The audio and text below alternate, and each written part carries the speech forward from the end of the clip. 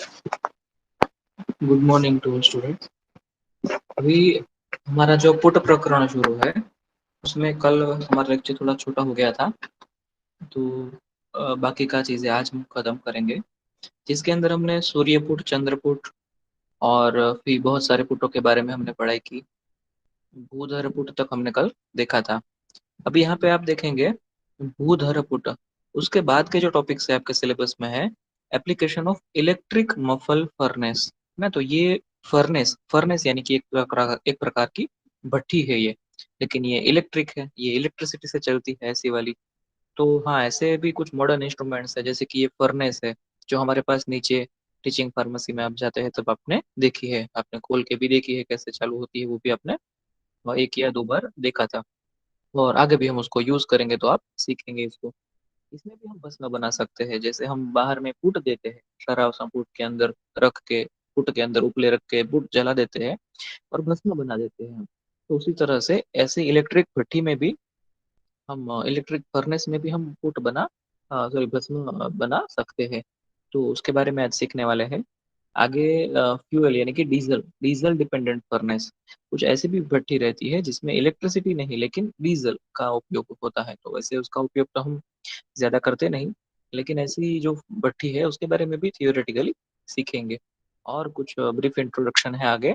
Thermocouple है ना, तो ये है थर्मोकपल और पायरोमीटर। तो ये दो इंस्ट्रूमेंट्स है, वो क्या क्या है, वो क्या काम करते हैं, कैसे काम करते हैं, हमें उसका क्या उपयोग है, ये सारी चीजें आज हम सीखने वाले हैं। तो जिसके अंदर वैसे तो पहले बूदर बूट के बारे में कल हमने सीखा था, फिर भी एक क्विक रिवीजन कर लेते हैं। तो यहाँ पे बूदर बूट का डायग्राम आप स्क्रीन पे देख सकते हैं या फिर अपनी बुक में भी देख सकते हैं। तो जिसके अंदर भूधर नाम से ही पता चलता है, भू यानी कि जमीन। तो जमीन के अंदर हमारा बर्तन रख के फिर उसको पुट दिया जाता है। तो जो मूषा है, जमीन में एक गड्ढा कर लेते हैं, छोटा सा गड्ढा, मूषा आ जाए उतना। फिर उस गड्ढे के अंदर नीचे में 2 अंगुल तक रेत बिछा देंगे, तो फिर मूषा रख देंगे, फिर से रेत या मिट्टी बिछा देंगे उसको, और ऊपर भी 2 अंगुल रेत बिछा के फिर पूरा जमीन क्लोज कर देंगे। मतलब कि क्या हो गया, ये गड्ढे के अंदर मूषा को हमने रेत से भर दिया है। मूषा के आसपास सब जगह पे रेत है, मूषा के अंदर हमारा द्रव्य है, जैसे कि पारद रहेगा, गंधक रहेगा, सोमल रहेगा, ऐसा कुछ रहेगा। और ऊपर में जमीन के ऊपर उपले रख के जला देते हैं। तो जमीन के ऊपर जो हमने छाना रख दिए है, उपले रख दिए हैं, उसको जलाया, तो उसकी वजह से पहले रेत गर्म होगी, गड्ढे के अंदर की जो रेत है वो गर्म होगी, और बाद में जो मूषा है वो भी गर्म होगी, और फिर वो जो हीटिंग होने के बाद अंदर जो है भस्म तैयार होगी। तो यहाँ पे देखिए उदाहरण में क्या है, अ, इसके उदाहरण में पारद भस्म, सोमल भस्म, ऐसे यहाँ पे उदाहरण दिए हुए हैं। तो ये जो सोमल की भस्म है, आर्सेनिक ऑक्साइड की, आर्सेनिक ट्राइऑक्साइड की भस्म बनानी है, मर्क्यूरी की भस्म बनानी है, रस भस्म बनानी है, तो इसमें बहुत बहुत मंद अग्नि की जरूरत होती है। तो डायरेक्टली तो अग्नि दे ही नहीं सकते, इनडायरेक्टली अग्नि देना है, और वो भी धीरे धीरे, ये बहुत कम मात्रा में। तो उतनी ही अग्नि जरूरी है, ज्यादा दिया तो जल जाएगा या उड़ जाएगा। तो इस तरह से भी हम एक फुट दे सकते हैं भस्म बनाने के लिए, लेकिन कौन सी, लिक्विड मेटल जो पारद है उसकी, या फिर सोमल है, जैसे बहुत ही कम मात्रा में यूज होने वाले द्रव्य की, सोमल यानी कि गौरी पाषाण, गौरी पाषाण या सोमल या संखिया या आर्सेनिक ट्राइऑक्साइड, उसकी भी भस्म इस तरह से भूदर पुट में बन सकती है।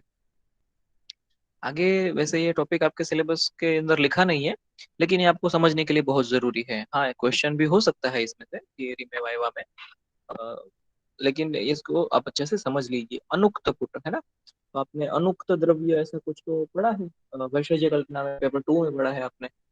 अनुक्त द्रव्य विशेषोक्त है ना, अनुक्त विशेषोक्त ऐसा सब पढ़ा था। तो वैसा ही यहाँ पे है अनुक्त पुट। यानी कि अगर पुट के बारे में जब आप किसी रस ग्रंथ में पढ़ते हैं कि इसकी भस्म बनानी है, समझ लीजिए पीतल की भस्म बनानी है, चांदी की भस्म बनानी है, माक्षिक की या हीरे की भस्म बनानी है, तो वहां पे जो भी रस ग्रंथ आप ले लेंगे, रस रत्न समुच्चय लिया या जो भी रस ग्रंथ लेंगे, तो उसमें बहुत सारी डिटेल में बताया गया रहता है कि ऐसी साइज का ऐसा वाला पुट ले लीजिए, उस पुट के अंदर ऐसे शराब संपुट रख दीजिए, इतने उपले रख दीजिए, वगैरह वगैरह, सभी के बारे में लिखा रहता है, और हम उसी को फॉलो करते हैं। लेकिन उन्होंने ये कैसे लिखा, या हम कैसे समझ सकते हैं कि कब कौन सा पुट का उपयोग करना, कब कौन से कितने नंबर के उपले का उपयोग करना है ना, तो वो सब इससे इस श्लोक से हमें पता चलता है। अनुक्त पुट, तो वहां पे क्या लिखा है, श्लोक पहले समझते हैं बाद में मीनिंग। अनुक्त पुट माने तू, अनुक्त पुट मान, पुट देना है हमें, हमें उसको अग्नि का प्रमाण नक्की तो करना है, लेकिन वो अनुक्त है, अगर बताया नहीं गया है या मुझे खुद से ही तय करना है, मुझे खुद से ही नक्की करना है, तो क्या देखना पड़ेगा हमें, साध्य द्रव्य, है ना, साध्य द्रव्य यानी कि जिस द्रव्य को मुझे साध्य करना है, मुझे क्या साध्य करना है, अगर मेरे पास अभ्रक है तो मुझे उसको साध्य करके यानी कि उसको साधित करके उसकी भस्म बना देनी है। तो साध्य द्रव्य माने क्या, साध्य द्रव्य मतलब मुझे जो बनाना है, मेरे द्रव्य में से कुछ प्रोसीजर करके मुझे कुछ और चीज बना देनी है। अभ्रक में से मुझे अभ्रक भस्म बना देनी है, माक्षिक में से माक्षिक भस्म बना देनी है, उसे बोलते हैं साध्य द्रव्य। वो साध्य द्रव्य बला बलात्, यानी कि वो साध्य द्रव्य कैसा है, उसका उसको भस्म बनाने के लिए मुझे कितना अग्नि का बल देना पड़ेगा, बला बलात् यानी कि यहाँ पे कौन सा बल है, अग्नि का बल की बात कर रहे हैं। साध्य द्रव्य बला बलात्, मेरा द्रव्य अगर बहुत कठिन है, बहुत ठोस द्रव्य है मेरा, तो मुझे बहुत ज्यादा अग्नि और प्रेशर देना पड़ेगा। अगर मेरा द्रव्य मृदु द्रव्य है तो मुझे बहुत ज्यादा अग्नि बहुत ज्यादा प्रेशर नहीं देना पड़ेगा, मैं छोटे से पुट में या इनडायरेक्ट हीटिंग में भी मेरा द्रव्य जो है वो भस्म बन जाएगा। तो ये सब कब, अनुक्त पुट माने, अगर अनुक्त है, पुट का मान, पुट यानी कि अग्नि कितना देना है उसका मान, उसका मेजरमेंट अगर अनुक्त है, नहीं बताया गया है, तो साध्य द्रव्य, मुझे भस्म कैसी बनानी है, मेरा द्रव्य कौन सा द्रव्य मुझे साधित या साध्य करना है, उसके बल के अनुसार, बला बला यानी उसके बल के अनुसार वो कितना कठिन है वो सोच समझ के पुटम विघ्नाय दातव्यम, विघ्नाय यानी कि ऐसा समझ के पुट देना चाहिए, दातव्यम देना चाहिए पुट। ऊहापोह विचक्षणे ही, यानी कि जो हम इतना जो सब सोच के बात करते हैं, विचार करते हैं, वो ऊहापोह, उसी को ऊहापोह बोलते हैं। ऐसे ही आप अगर कहीं पे कुछ भी ज्यादा बातें करने लगते हैं, शोर हो जाता है, वो वाला ऊहापोह यहाँ पे नहीं समझना है, लेकिन विचारों का ऊहापोह समझना है। कि जो कोई भी विचक्षण व्यक्ति है, जो बुद्धिमान व्यक्ति है, वो इस तरह से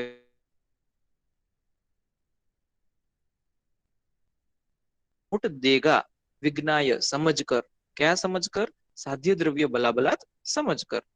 तो नीचे में उसका मीनिंग अभी समझ देंगे। It should be decided by considering, तो हमें ये खुद से डिसाइड करना है, कोई भी वैद्य को, रस वैद्य को ये डिसाइड करना है। बाय कंसिडरिंग नेचर ऑफ रस द्रव्य, मेरा जो रस द्रव्य है उसका नेचर कैसा है, वो देख के समझ के मुझे डिसाइड करना है। अभी मेरे पास शंख है या फिर कोड़ी है, तो वो कोई बहुत ठोस द्रव्य नहीं है, है ना, 2-4 फुट में उसकी भस्म बन जाएगी। लेकिन उसके बदले अगर मेरे पास मार्कशीट जैसा बहुत कठिन द्रव्य है, डायमंड हीरे जैसा बहुत कठिन द्रव्य है, तो मुझे उसको काफी ज्यादा पुट देने पड़ेंगे। अभ्रक जैसा उष्मा का प्रतिरोधक द्रव्य है ना, और अभ्रक जो है वो उष्मा का मंद वाहक है, उसमें से उष्मा बहुत ज्यादा, हीट जो है वो बहुत ज्यादा पास नहीं होती, वो हीट को बहुत रेजिस्ट करता है अभ्रक, तो उसमें बहुत ज्यादा पुट लगेंगे। तो ये सब मुझे द्रव्यों के बारे में सीखना समझना पड़ेगा, और इन सभी द्रव्यों के बारे में सीखने समझने के बाद में डिसाइड कर पाऊंगा कि इसमें कौन सा पुट देना है। तो अगर मृदु द्रव्य है, मेरा द्रव्य बहुत मृदु है, जैसे कि समझ लीजिए कि हरताल है, मनहशिला है, या गौरी पाषाण यानी कि सोमल है, या फिर पारद जैसा लिक्विड द्रव्य है, तो लो हीटिंग कैपेसिटी, जिसमें बहुत ज्यादा गर्मी देनी नहीं है हमें, ऐसा वाला पुट देंगे। तो जिसके अंदर लावक पुट है, भूधर पुट है, गोमय पुट है, ऐसा कोई छोटा सा बहुत छोटा वाला पुट देंगे।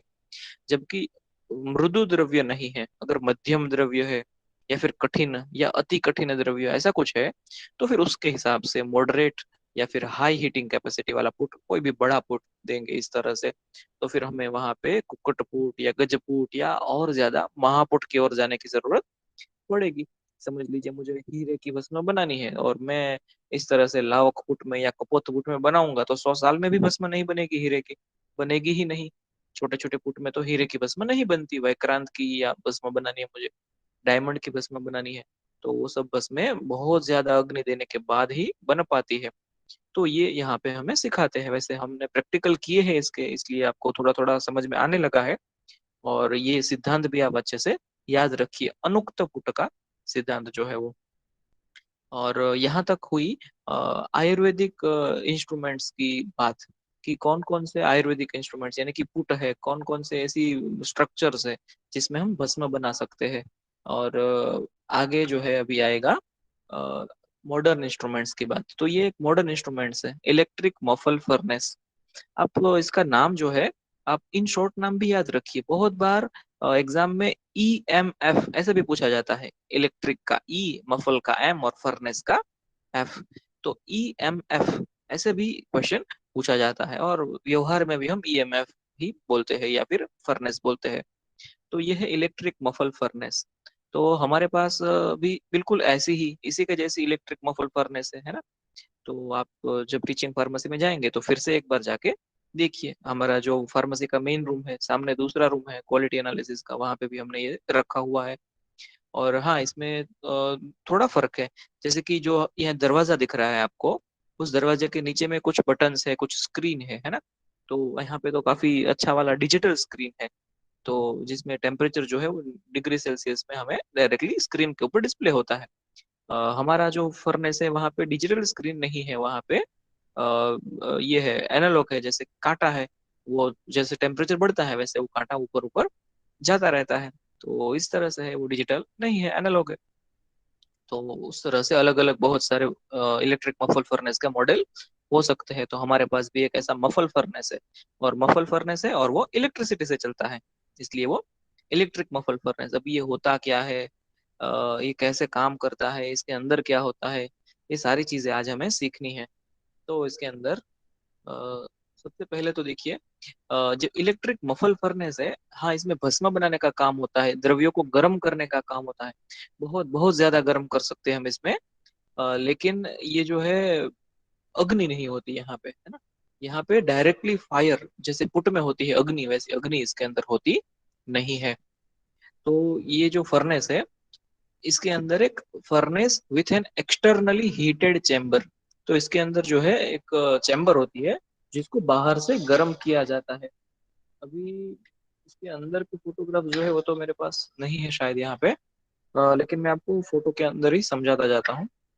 तो आपको यहाँ पे जो इलेक्ट्रिक मफल फर्नेस दिख रही है, इसमें क्या है, आपको कर्सर जहाँ पे दिख रहा है वहां पे सबसे बाहर में तो ये एक थिक शीट है, ये पतरा है ना, एक बहुत ही थिक शीट है।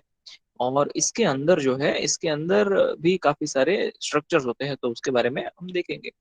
जब आपने ये भट्टी खोल के देखी थी है ना फार्मेसी में, तो इसके अंदर की जो चेम्बर है वो बहुत छोटी है, बस हमारा एक हाथ मुश्किल से जा पाएगा, दो हाथ शायद ही जा पाएंगे, तो इसी छोटी सी चेम्बर होती है इसके अंदर। ऐसे ये भट्टी तो काफी बड़ी दिख रही है, लेकिन इतनी बड़ी होती नहीं है ये। अंदर चैम्बर बहुत छोटी होती है, और वो जो चैम्बर है अंदर की, वो एक्सटर्नली हीटेड होती है, लेकिन मतलब कि चैम्बर के अंदर जो अग्नि आती है, सॉरी, एक चैम्बर के अंदर जो गर्मी आती है, वो गर्मी बाहर से चैम्बर के चारों ओर से उसको दी जाती है। तो क्या लिखा है, walls radiantly heat the contents of chamber. तो चैम्बर की जो दीवारें हैं, अगर इसके अंदर मैं आपको दिखाऊंगा तो शायद पता चलेगा। Just a minute.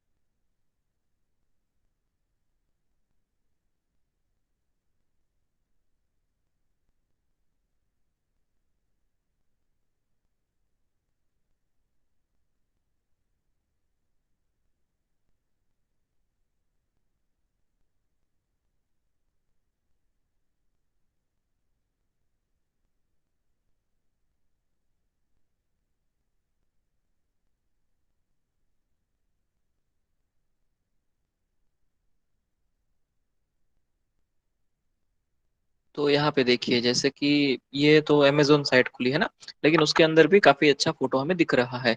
तो ये कुछ अलग प्रकार की है ना, कलर अलग है, लेकिन ये है तो इलेक्ट्रिक मफल फर्नेस ही है ना। देखिए यहाँ पे मैंने जो सिलेक्ट किया है, तो आपको दिखता है कि ये इलेक्ट्रिक मफल फर्नेस है। तो इसके अंदर ऐसी छोटी सी चैम्बर होती है, और इस छोटी सी चेम्बर के अंदर भी आपको कुछ कुछ दिख रहा है ना। तो ये जो है यहाँ पे इस तरह की जो मेटल होती है उसकी कॉइल होती है, जिसके अंदर से इलेक्ट्रिसिटी हम पास करते हैं। जैसे ही स्विच ऑन करेंगे तो इलेक्ट्रिसिटी पास होगी, बहुत सारी इलेक्ट्रिसिटी पास होगी, उसकी वजह से गर्मी उत्पन्न होगी उसके अंदर। तो हाँ, ये तो वैसे बाहर का फोटो, ऊपर का फोटो है। अंदर का फोटो यही देखने के लिए मैंने ये शुरू किया था। तो आपको अंदर की चेम्बर का यहाँ पे अंदाजा आया। वैसे तो हर एक में इस तरह से खुली चेम्बर नहीं होती, पैक भी पता चलेगा। जैसे कि अंदर की दीवार जो है वहां पे तार हमेशा दिखेंगे, ऐसा नहीं होता।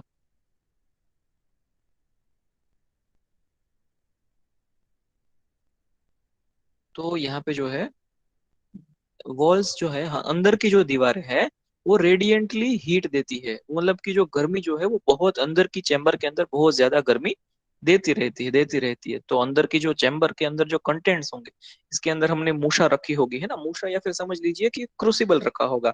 मूषा का जो मॉडर्न वर्ड है वो क्रूसिबल है। तो ऐसा कोई क्रूसिबल रखा होगा, तो उसका कोई कांटेक्ट नहीं होगा फ्लेम के साथ। जो मटेरियल जो है उसके अंदर फ्लेम यानी कि अग्नि के साथ कोई भी डायरेक्ट कांटेक्ट नहीं होगा।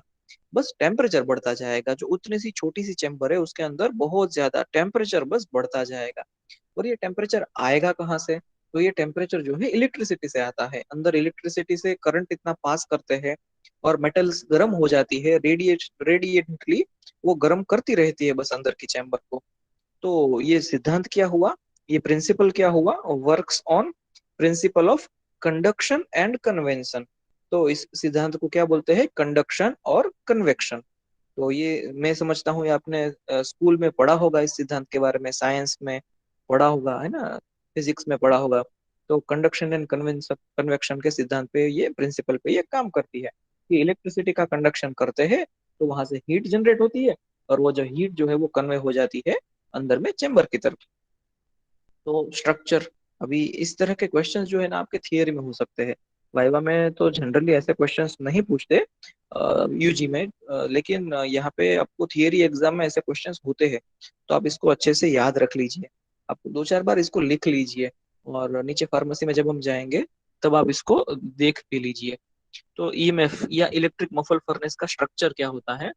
तो उसके अंदर एक वेंटेड हीटिंग चेम्बर होती है। वेंटेड यानी कि क्या? जहाँ पे जगह होती है।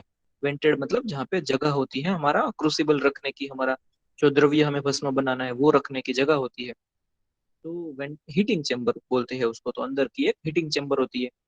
फिर नीचे में क्या होता है? एक टेम्परेचर कंट्रोलर होता है। तो आपको यहाँ पे दिख रहा है ना, टेम्परेचर कंट्रोलर। तो ये यहाँ पे डिजिटल है, तो यहाँ पे इस तरह से टेम्परेचर कंट्रोल, टेम्परेचर अप करने के लिए, टेम्परेचर डाउन करने के लिए बटन है यहाँ पे। हमारे यहाँ पे हमारी जो ईएमएफ है उसमें क्या है? उसमें एक नॉब है, जैसे हम रेगुलेटर घुमाते हैं उसी तरह से उसको घुमा सकते हैं। फिर डोर सेफ्टी स्विच होती है, फॉर ऑपरेटर सेफ्टी, है ना, डोर सेफ्टी स्विच होती है। तो हर एक ईएमएफ में ये होती ही है ऐसा नहीं है, लेकिन डोर सेफ्टी स्विच होती है कि अगर हम उसको ऑन रखते हैं, अगर दरवाजा खुल गया तो वो गर्म तो रहेगी ही, उसके अंदर हम हाथ नहीं डाल सकते, लेकिन और ज्यादा गर्म होना बंद हो जाएगी। तो ऐसी एक स्विच भी होती है जिसको डोर सेफ्टी स्विच बोलते हैं। अगर हमने दरवाजा खोल दिया, चालू ईएमएफ पे भट्टी चालू है और हमने दरवाजा खोल दिया, तो एटलीस्ट वो पावर सप्लाई कट कर देगी। हाँ, वो बहुत ज्यादा गर्म रहेगी, अगर हम अंदर हाथ डालेंगे तो हमारा हाथ जल जाएगा, लेकिन वो और ज्यादा गर्म होना बंद हो जाएगी अगर दरवाजा खुल गया। तो जैसे आपके घर में अगर माइक्रोवेव ओवन होगा तो उसमें भी इसी तरह से होता है। फिर उसमें एक आउटर केस होता है ईएमएफ के स्ट्रक्चर में। और क्या होता है? आउटर केस यानी कि कैबिनेट होता है जो थिक शीट से बना हुआ रहता है। तो ये आउटर केस दिख रहा है आपको, है ना? तो ये सिर्फ मेटल है या सिर्फ पतरा है उतना मत समझिए, अंदर भी काफी सारी थिक शीट होती है जो कि उष्मा का वहन नहीं होने देती, गर्मी का वहन नहीं होने देती। मतलब क्या है कि अगर हम अंदर इलेक्ट्रिक कोयल जो होती है, मेटल की कोयल तार होते हैं, उससे अगर हम हीट जनरेट कर रहे हैं, गर्मी जनरेट कर रहे हैं, तो वो गर्मी सिर्फ और सिर्फ अंदर ही रहे। जो हीटिंग चेम्बर है अंदर की, सिर्फ उसके अंदर ही वो गर्मी रहे, वो गर्मी बाहर ना आ जाए, है ना। तो हाँ, कुछ ना कुछ गर्मी तो बाहर आती ही है, लेकिन वो बहुत ही नेग्लिजिबल है। हम बाहर में छू सके, शायद शायद छू सके, उतना गर्म रहेगा। लेकिन अंदर में तो वो बहुत ज्यादा गर्म, 500 degree Celsius, 1000 degree Celsius, 1200 degree Celsius, और भी ज्यादा उतना गर्मी आ जाएगा। तो आउटर केस या कैबिनेट जो होता है वो थिक शीट से। थिक शीट ये कैसी शीट होती है जो उष्मा का वहन नहीं होने देती, जो हीट रेजिस्टेंस होती है, ऐसी थिक शीट से बनी होती है। और अंदर में क्या होता है, हीटिंग वायर्स। तो heating wires are used in coil form. तो जो वायर होते हैं, मेटल के जो तार होते हैं, वो कॉइल फॉर्म में यहाँ पे होते हैं। And backed by high temperature ceramic wool insulation. तो इस तरह से एक ये इंसुलेशन भी होता है ना, जो जो मैंने ये थिक शीट में बताया, तो उस तरह से थिक शीट भी होती है। और ये सिरामिक वूल का इंसुलेशन भी होता है। तो ये इंसुलेशन क्या करता है, सिरामिक वूल होता है। तो ये सिरामिक वूल एक ऐसा सब्सटेंस होता है जो इंसुलेट कर देता है, जो गर्मी को बाहर नहीं जाने देता, गर्मी को अंदर ही रोक के रखता है। और door use to be very strong.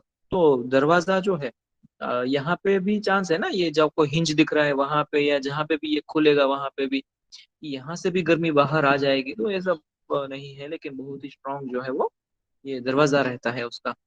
तो इस तरह से ईएमएफ का या इलेक्ट्रिक मफल फर्नेस का स्ट्रक्चर है। हाँ, ये थियरी का पॉइंट है, इसलिए मैं आपको थियरी में पढ़ा रहा हूँ, आपको एग्जाम में लिखने के लिए भी आएगा। और जब हम नीचे में जाएंगे तो फार्मेसी में भी हम इसको एक बार फिर से देखेंगे, फिर से एक बार सीखेंगे।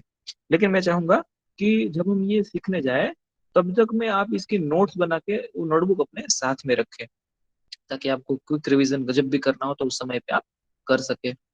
फिर आगे है फंक्शन ऑफ ईएमएफ। ये ईएमएफ या इलेक्ट्रिक मफल फर्नेस जो है वो काम कैसे करता है ना। तो इसके अंदर हमने हाई टेम्परेचर हीटिंग कॉइल रखी हुई है। ये कॉइल यानी कि मेटल की कॉइल है, जो बहुत ज्यादा गर्मी सहन कर सकती है। वो तार पिघल नहीं जाता, बहुत ज्यादा गर्म हो जाता है वो। It is placed in an insulated material. तो जो हमने पीछे देखा सिरामिक वुल इंसुलेशन करने के लिए, तो उस इंसुलेटेड मटेरियल के अंदर उसको रखा हुआ रहता है कोयल को, so that effectively acts as muffle. इसी को बोलते हैं मफल। मफल यानी क्या है, कि वो गर्मी अंदर के अंदर ही रहती है, वो गर्मी बाहर नहीं जाती, प्रिवेंटिंग हीट फ्रॉम एस्केपिंग। तो ये जो हीट है, जो गर्मी है, वो मफल हो जाती है, यानी कि वो अंदर ही अंदर गर्म होता रहता है। उसी को बोलते हैं मफल फर्नेस, है ना। तो अगर आप शब्द से हम मतलब समझेंगे, तो फर्नेस, फर्नेस यानी कि भट्टी।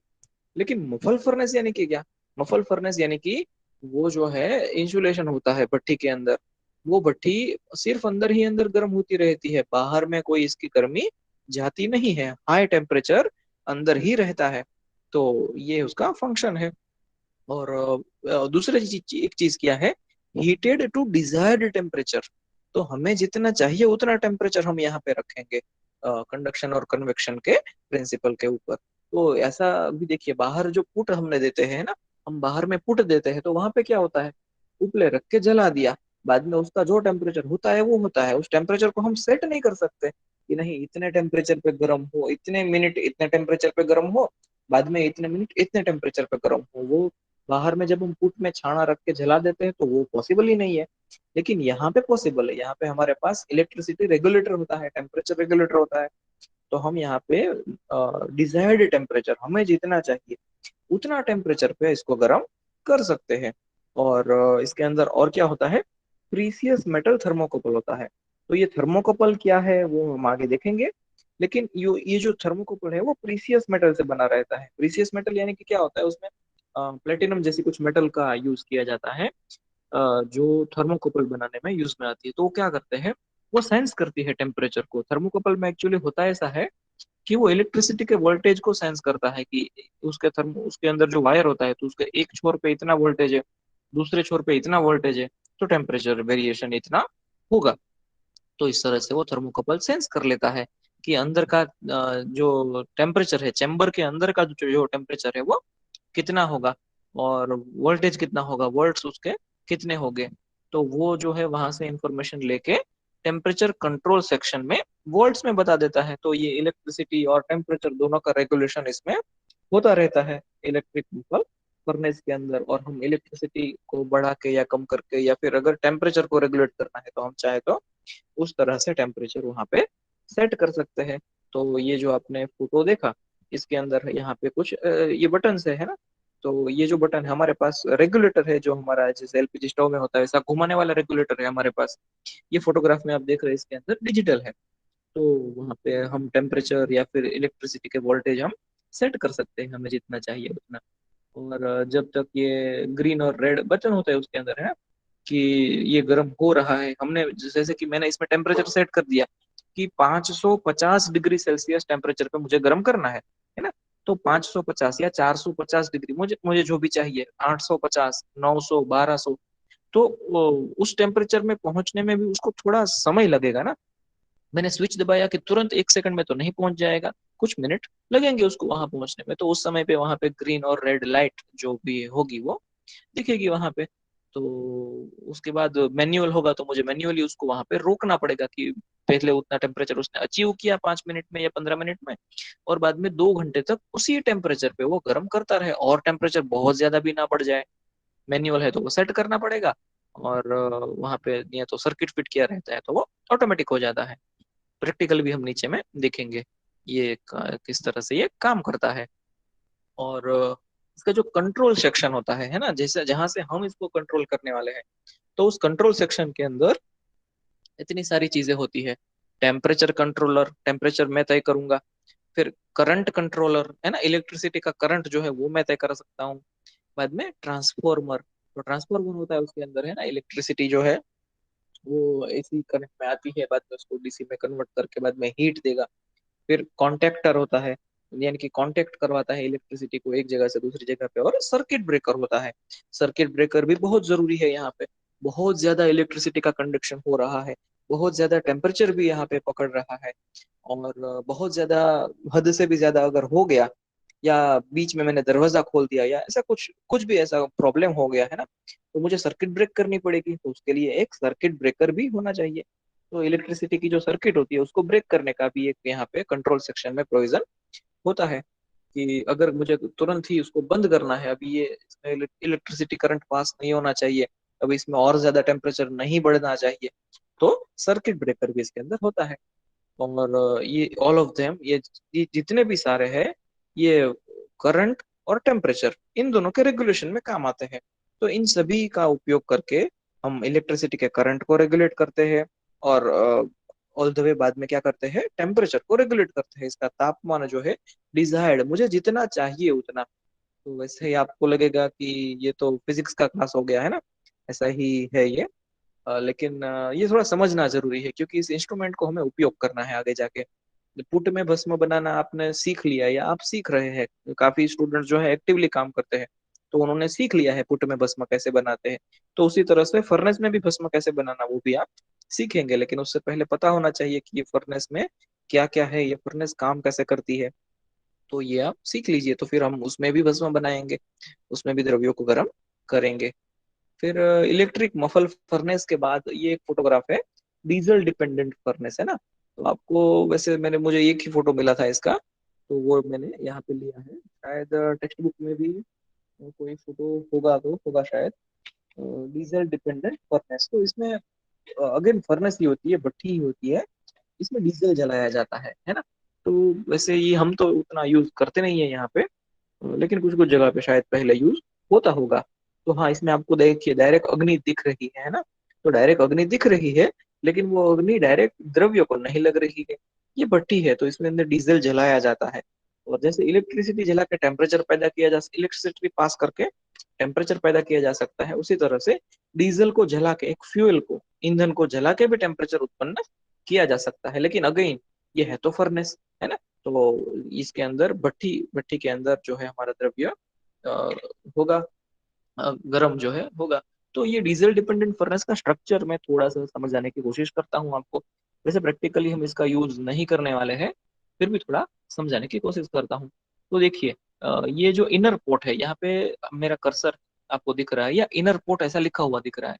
तो ये जो इनर पोर्ट है, वहां पे हम सबसे अंदर में ये चैम्बर है। जैसे ईएमएफ के अंदर चैम्बर थी, वैसे इसके अंदर चैम्बर है। तो इसके अंदर हम हमारा क्रूसिबल या फिर मूसा या जो कुछ हमें बर्तन रखना है वो रखेंगे।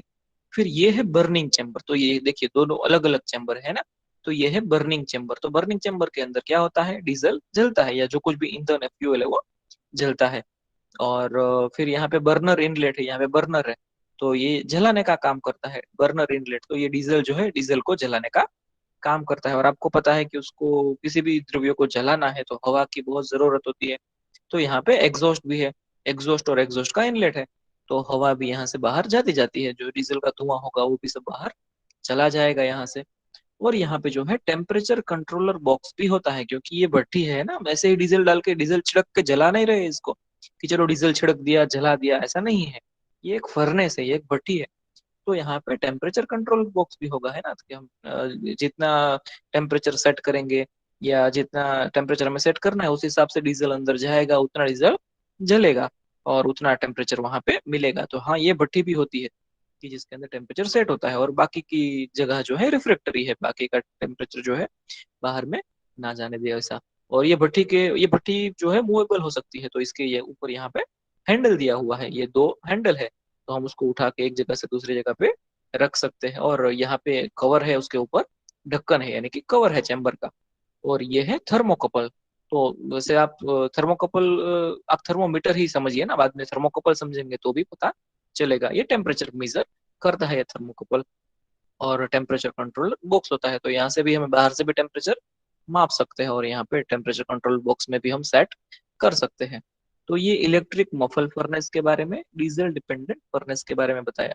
अभी यहाँ पे जो है ना, मैंने स्लाइड्स में कोई डिस्क्रिप्शन नहीं दिया है, मैंने बस आपको बोल के समझाया है।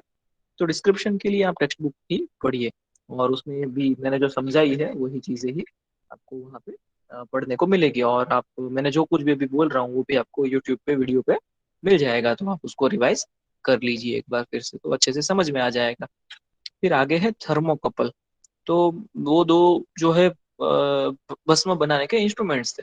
पहला ये एक फर्नेस, इलेक्ट्रिक मफल फर्नेस, और दूसरा डीजल डिपेंडेंट या फ्यूल फ्यूल डिपेंडेंट फर्नेस।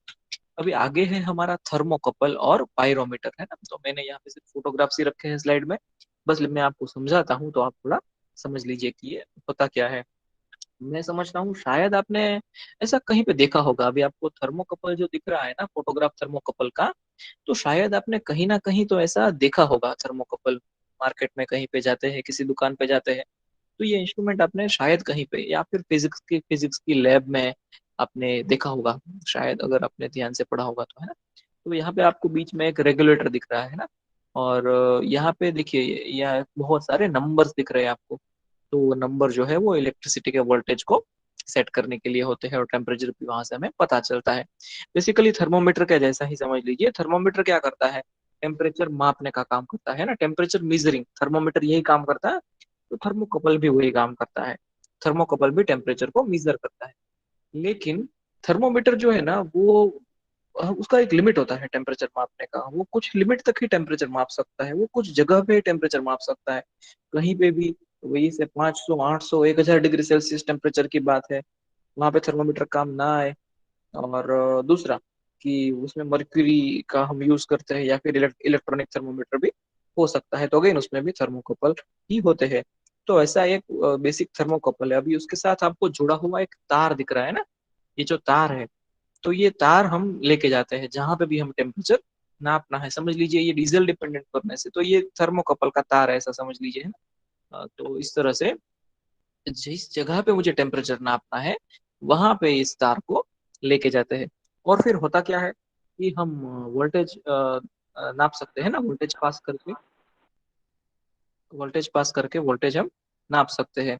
तो ये थर्मोकपल बेसिकली करता क्या है कि इसके अंदर जो वोल्टेज पास होता है उसके ऊपर से वो इस तार के एक छोर का और तार के दूसरे छोर का टेम्परेचर जो है उसको कंपेयर करता है। अभी यहाँ का टेम्परेचर क्या है वो तो यहाँ पे पता होगा, समझ लीजिए। ये जो आपको पीले कलर का, येलो कलर का और ब्लैक कलर का इंस्ट्रूमेंट दिख रहा है, वो तो हमारे हाथ में रहेगा या बाहर में फिक्स किया हुआ रहेगा। तो वहां का बाहर का टेम्परेचर जो है वो तो इसे पता होता है। फिर अंदर में वोल्ट पास करता है, इलेक्ट्रिसिटी पास करता है इस तार के थ्रू। तो वहां पे अंदर में कितना वोल्टेज है और यहाँ पे कितना वोल्टेज है, तो उसके ऊपर से नाप लेंगे कि अंदर में कितना टेम्परेचर है और बाहर में कितना टेम्परेचर है। तो ये कुछ मिली वोल्ट्स में ही फर्क होता है, तो उसके आधार पे पता चल जाता है कि इसके अंदर टेम्परेचर वेरिएशन कितना है। तो वैसे थर्मोकपल का यूज कर सकते हैं। जैसे हमारे आयुर्वेद में जो थर्मोकपल का यूज होता है या भस्म बनाने में, उसके अलावा और बहुत सारी जगह पे, जैसे कि स्टील इंडस्ट्री में, या फिर गैस अप्लायंसेस की सेफ्टी में, या फिर पावर प्रोडक्शन में, इस तरह से और बहुत सारी जगहों पे थर्मोकपल का यूज अनेकों जगह पे होता है। और ये जो सिद्धांत पे काम करता है ना, ये जो प्रिंसिपल पे काम करता है, उसको बोलते हैं फीडबैक इफेक्ट। फीडबैक इफेक्ट, हाँ मुझे वो लिखना चाहिए था स्पेलिंग यहाँ पे, तो आप टेक्स्ट बुक में भी देख लीजिए, वहां पे लिखा होगा फीडबैक इफेक्ट। तो कन्वर्जन ऑफ थर्मल एनर्जी, जो थर्मल एनर्जी होती है, थर्मल एनर्जी यानी कि जहाँ पे अंदर कुछ जल रहा है या कुछ टेम्परेचर बढ़ गया है उसको, और यहाँ की जो इलेक्ट्रिक एनर्जी है, इलेक्ट्रिसिटी एनर्जी, दोनों को कंपेयर कर लेता है। तो टेम्परेचर डिफरेंस जो है वो हमें डायरेक्टली पता चल जाता है, उसी को बोलते हैं फीडबैक इफेक्ट। तो ऐसा थर्मोकपल का काम होता है। वैसे आपको आपकी टेक्स्ट बुक में तो थर्मोकपल के जो है और बहुत सारे डायग्राम्स मिलेंगे। तो उस डायग्राम्स की या इस फोटोग्राफ की भी आपको कोई एग्जाम में जरूरत नहीं पड़ेगी। लेकिन बेसिकली आपको पता इतना होना चाहिए कि थर्मोकपल मतलब क्या, थर्मोकपल कैसा होता है, वो कैसे काम करता है, या फिर प्रिंसिपल क्या होता है, जैसे कि फीडबैक इफेक्ट उसका प्रिंसिपल होता है। और ये एक वोल्टेज प्रोड्यूस करता है, और अलग अलग जगह के टेम्परेचर के डिफरेंसेस को वो नाप लेता है, ऐसा ये थर्मोकपल है। फिर भी इसको हम कहाँ पे लेके जा सकते हैं थर्मोकपल को, जहाँ पे कुछ चीजें फिजिकली लेके जाना पॉसिबल हो। जैसे कि ये तार है, तो इस तार का जो छोर है सामने वाला, अगर हम उसको कहीं पे फिजिकली लेके जा सकते हैं, अभी जलती हुई आग में तो नहीं डाल सकते, है ना। अगर वो हीटेड चैम्बर है तो वहां पे ठीक है, कि समझ लीजिए ये डीजल डिपेंडेंट फर्नेस है, इसमें हीटेड चैम्बर है, तो वहां पे फिजिकली अग्नि तो नहीं है, अग्नि की लपटे तो, फ्लेम्स तो नहीं है, तो वहां पे थर्मोकोपल यूज हो जाएगा। अभी ये ईएमएफ है ना, तो ईएमएफ के अंदर थर्मोकोपल यूज हो जाएगा, क्योंकि अंदर में एक हीटेड चेम्बर है, तो वहां पे ये यूज हो पाएगा। लेकिन हमारे पुट में अगर हमें नापना है, हमारे एलपीजी गैस में नापना है, तो वहां पे तो थर्मोकोपल इम्पॉसिबल है ना। तो उसके लिए होता है पायरोमीटर।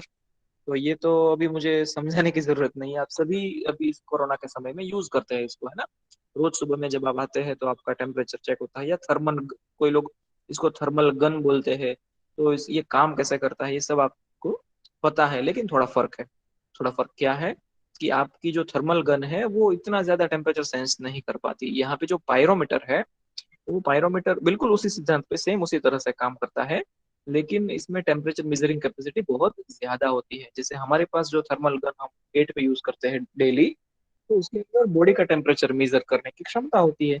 लेकिन भट्ठी का टेम्परेचर मेजर करने के लिए कुछ और कैपेसिटी वाला पायरोमीटर या थर्मल गन की जरूरत पड़ेगी। तो बेसिकली इसमें क्या होता है, जब इसका स्विच हम दबाते हैं, स्विच ऑन करते हैं, तो उस समय पे क्या होता है कि जो एक रेडिएशन जो है अंदर से निकलता है, हाँ वो कोई टॉक्सिक रेडिएशन नहीं है, लेकिन रेडिएशन निकलता है, वो इंफ्रारेड हो सकता है, या फिर विजिबल स्पेक्ट्रम में से कुछ भी हो सकता है, या फिर वो यूवी रेज भी हो सकता है। तो हमें जैसा चाहिए वैसा वहां पे रेडिएशन निकलता है। वो जनरली वो 100 माइक्रोमीटर तक होता है, 0.1 माइक्रोमीटर से 100 माइक्रोमीटर तक वो होता है। तो वो डीप अल्ट्रावायलेट भी हो सकता है, या विजिबल स्पेक्ट्रम हमारा जो भी हम देख सकते हैं कलर, वो भी हो सकता है। तो अक्सर आप देखते हैं ना, जो विजिबल स्पेक्ट्रम का ही हम यूज करते हैं, जैसे लाल रंग की रोशनी निकलती है उसमें से, और वो आपके हाथ पे या जहाँ पे भी टेम्परेचर नापना है वहां पे गिरती है, और फिर वहां से वो रिटर्न होती है। तो रिटर्न जैसे वो अंदर आती है, तो टेम्परेचर सेंस कर लेता है। तो ये जो है पायरोमीटर जो है वो थर्मल रेडिएशन के प्रिंसिपल पे काम करता है, थर्मल रेडिएशन।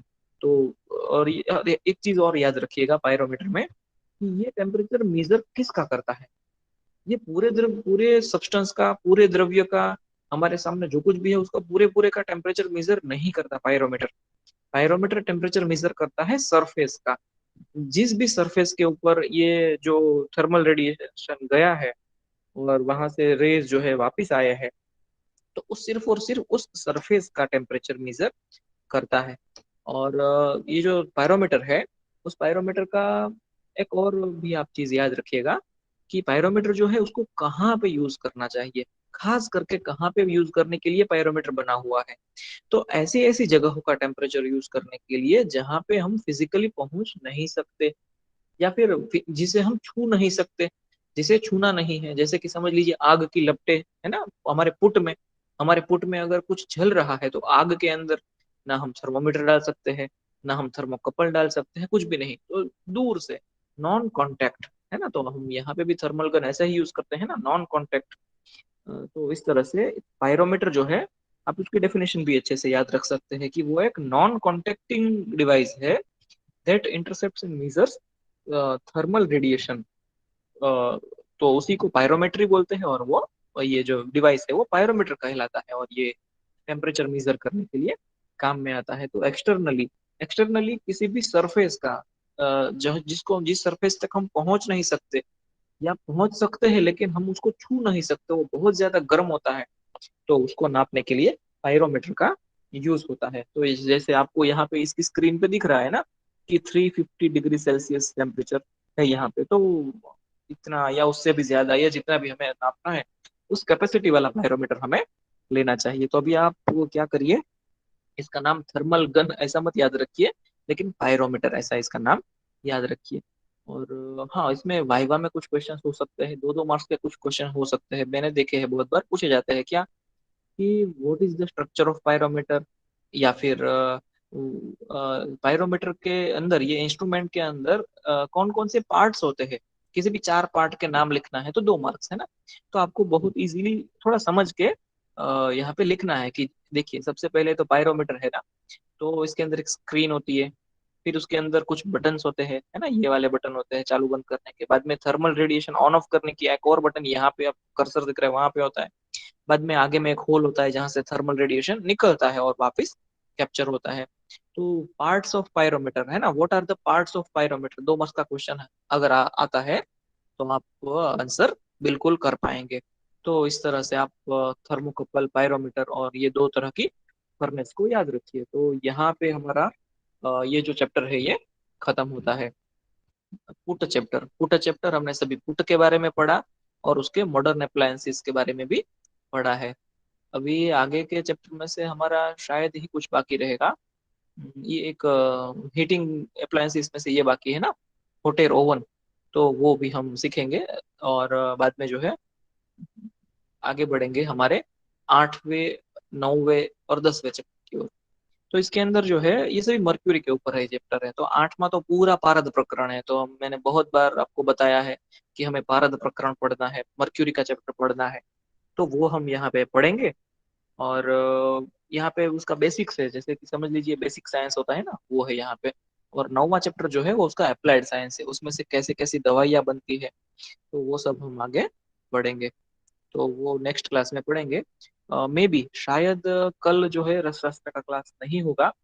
मैं शायद एक दिन छुट्टी लेने वाला हूँ, तो परसों हो जाएगा। और अगर छुट्टी नहीं लूंगा तो कल भी हम कंटिन्यू करेंगे, ये नॉलेज ऑफ पारद कल से शुरू करेंगे या फिर परसों से शुरू करेंगे।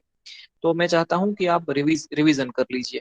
तब तक में आप क्या करिए, अभी तक हमने जो कुछ भी पढ़ लिया है उसका रिवाइज करते रहिए, रिवीजन करते रहिए, क्योंकि अभी जो है आपका CI 1 आ जाएगा है ना, अप्रैल के एंड में, इस महीने के एंड में आपका CI 1 आ जाएगा। तो तब तक में हमारा ये शायद ये 8-9 चैप्टर तो खत्म हो जाएंगे, 10वां चैप्टर शायद खत्म होगा, तो अच्छा है। और फिर वैशज्य के भी चैप्टर है, तो वैशज्य के भी हमने 6 चैप्टर तक हमने यहाँ पे पढ़ लिया है, और आगे 7वां, 8वां, 9वां, 10वां चैप्टर जो है बाद में पढ़ेंगे। तो आप रिवाइज कर लीजिए, रिवाइज करते रहिए, जो समझ में नहीं आता वो पूछते रहिए, और फिलहाल में अटेंडेंस भेज दीजिए।